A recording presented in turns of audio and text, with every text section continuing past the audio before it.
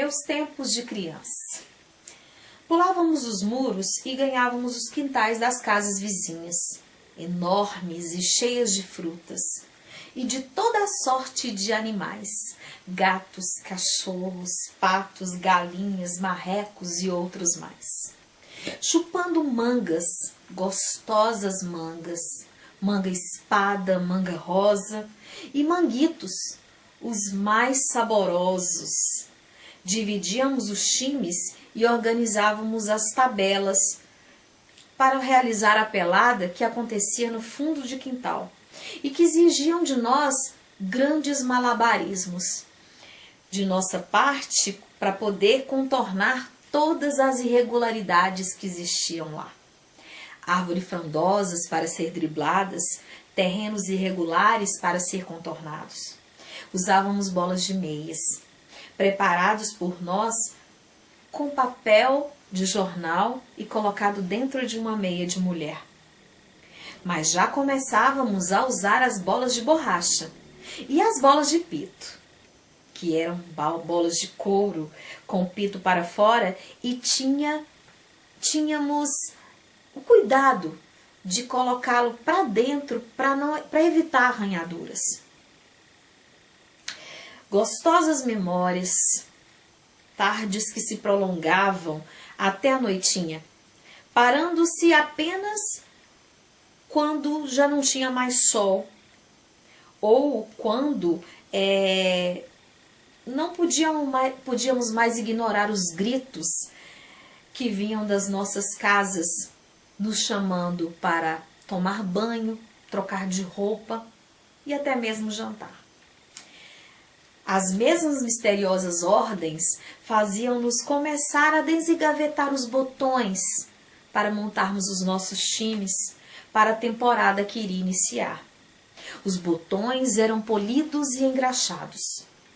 Descobríamos os botões das capas e das jaquetas, e tampas de remédios também, promissores craques.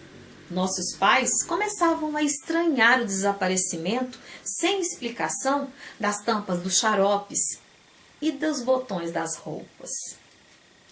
Esses craques em potencial, novos valores que surgiam, eram devidamente preparados e passávamos dias a treiná-los. E para dar maior aderência à mesa, enchê-los com parafina derretida. O trabalho que levava, às vezes, durava-se algumas semanas, e os novos craques sendo testados exaustivamente até que nos dessemos por satisfeitos e considerássemos prontos e aprovados para as grandes competições que vinham pela frente. Os botões de chifre, preparados pelos presos da casa de detenção, onde íamos comprá-los, começavam pela sua robustez e pela potência de seus chutes, e ganhavam nossa preferência. Não gostávamos, porém, daqueles botões que vinham do sul, de plástico, todos iguais, diferenciando-se apenas pelas camisas que vinham dos times de futebol. Nós, preferencialmente, colocávamos as cores dos nossos times em cada um. O meu, no caso, era o Santa Cruz. Cada botão ganhava seu nome: Perácio, Leônidas, Patesco, Pitota, Cidinho, Siduca. Botões que já não tenho mais, desaparecidos misteriosamente ao longo de muitos e muitos tempos.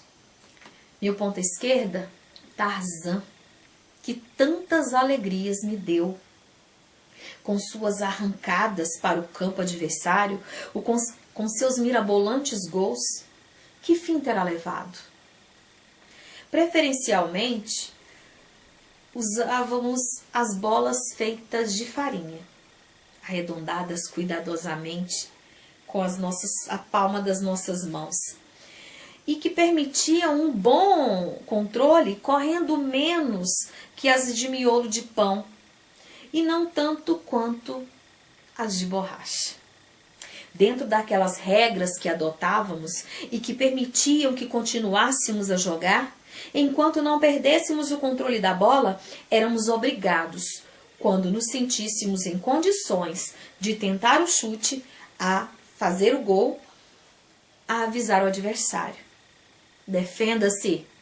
Ou então dizíamos: prepare-se,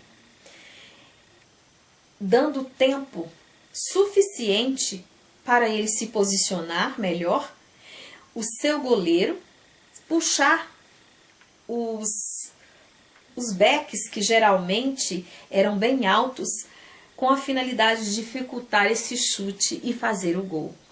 As partidas eram irradiadas por um de nós, ao estilo de José Renato, o famoso locutor esportivo da PRA 8, e os gols, quando convertidos, eram gritados histericamente, incomodando toda a vizinhança. Esse texto é de autoria de Rostam Paraíso. No texto, o autor narra a sua infância, mostrando momentos que ficariam marcados na sua lembrança. Os textos iguais a esse são chamados de relatos de memória. É um gênero textual no qual o autor narra em primeira pessoa, já que é um personagem da história, e evoca o passado, procurando relembrar fatos e pessoas que foram importantes em sua vida. Nas memórias, o autor integra o vivido ao imaginário, pois os fatos passados são contados no presente, mas agora não como eles aconteceram, mas sim como eles são vistos por ele. O autor escolhe os fatos, as situações, os lugares, pessoas, e ao longo do texto vai revelando o autor o motivo que fez com que essa história se tornasse marcante. Todo texto de relato, ele apresenta tempos e espaços bem definidos, onde o narrador torna-se o protagonista da história. E, além disso, o relato pessoal, ele tem características descritivas, já que o autor, o narrador também, ele procura detalhar lugares, ações, pessoas e objetos, de acordo com o grau de intimidade entre os interlocutores, ou seja, o emissor e o receptor. A linguagem utilizada nos textos de relatos podem ser formal ou informal, já que isso mostra uma pessoalidade do texto. O relato de memória, ele traz uma carga muito subjetiva, já que ele mostra ali no texto toda a sua impressão pessoal e as suas emoções. O relato de memória, ele pode ser apresentado de duas formas, oral ou escrita. Mas independente da forma que se apresente, as características são as mesmas. Ou seja, ele vai apresentar características que são próprias dos textos narrativos.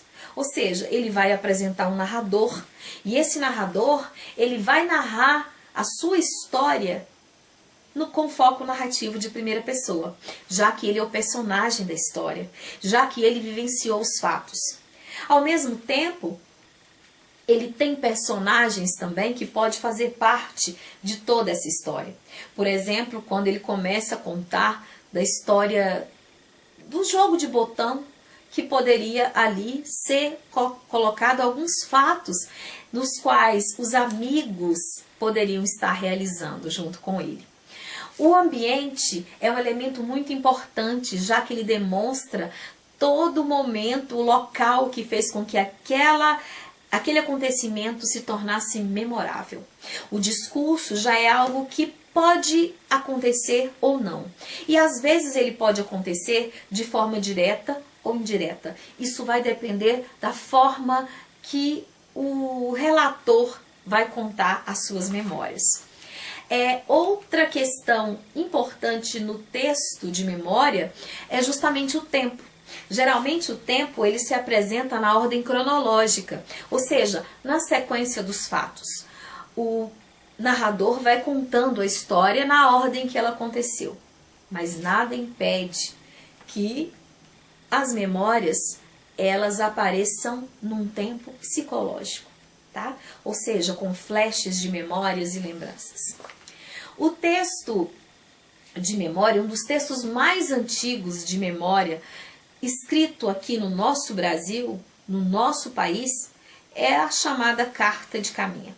A Carta de Caminha, ela traz uma narrativa em 14 páginas, no qual Pero Vaz de Caminha, o relator da nau, ele conta toda a história sobre a chegada no nosso país. Veja uma parte dela. Neste dia, às horas de vésperas, houvemos vistas de terra, primeiramente de um grande, muito alto e redondo, e de outras serras mais baixas ao sul dele, e de terra tchan, com grandes arvoredos ao monte e alto, o capitão pôs o nome de Monte Pascoal, e a terra ele colocou o nome de Terra de Veracruz. Nesse trecho, o relator, seja Pero Vaz de Caminha, ele faz referência à primeira visão que eles tiveram da terra, ao momento que eles avistaram a terra que eles procuravam, quando eles tentavam aportar no nosso litoral e assim tomar posse do que lhes pertenciam. Ele também fala em toda a história, todo o trecho, todo o relato de outras coisas que caracterizavam o Brasil na época do descobrimento. Olha só mais uma. Eram pardos, todos nus, sem coisa alguma que lhe cobrissem as suas vergonhas. Nas mãos traziam arcos com setas, vinham todos rijos sobre o batel, e Nicolau Coelho lhe fez sinal que pousassem os arcos, e eles pousaram. Nesse trecho, Caminha narra o momento em que os portugueses colonizadores encontraram os nativos da terra, os índios. E mesmo os índios, sendo algo que surpreendeu os portugueses, esse contato foi um contato tranquilo. Não houve guerra, não houve ataque. Os índios acataram as ordens.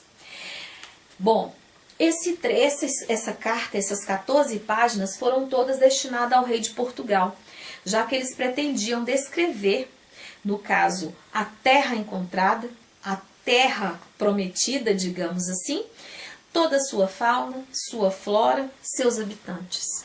Enfim, eles tentavam relatar todas as riquezas do Brasil. Bom, como todo texto narrativo, o texto de relato ele tem características próprias. E essas características que irão diferenciá-lo dos demais textos narrativos descritivos que encontraremos pela frente. Primeira coisa, o texto de relato, de memória, ele é um texto narrado em primeira pessoa. Ou seja, o narrador é personagem da história. Segunda característica, os verbos se apresentam sempre no presente, né? E em grande parte no passado. Justamente porque existem dois tempos na história que são apresentados ao mesmo tempo. O tempo presente, que ele faz referência às lembranças, e o tempo das lembranças que estão no passado. Então, o uso dessas duas formas verbais. Bom, o texto ele tem caráter subjetivo, já que ele relata emoções pessoais e lembranças pessoais. Essa subjetividade, essas emoções que são trazidas pelo autor, pelo relator, elas podem refletir no receptor, à medida que ele escuta a história que ele lê a história, ele pode perceber as emoções e ao mesmo tempo assimilá-las. Bom, todo texto de relato, ele apresenta experiências pessoais. Já que ele é em primeira pessoa, ele tem que apresentar as experiências do próprio narrador. Outra questão que fica bem claro quando se lê um texto de relato é que ele apresenta a ideia de um emissor e de um receptor. É como se o relator estivesse contando a história diretamente para alguém. Ele soubesse que alguém iria ouvi-lo ou então ler o que ele escreveu. Então ele não conta a história simplesmente ao vácuo, ao léu, digamos assim. Ele conta a história para o seu interlocutor, ou aquele que estará ouvindo a sua história, ou aquele que estará lendo a sua história. Então, em todo texto de relato, haverá a presença de um locutor e de um interlocutor. Esse interlocutor, ele vai ser variado. Pode ser você, pode ser eu. Ou seja, quem lê o texto de relato. Então, assim são as características dos textos de relato.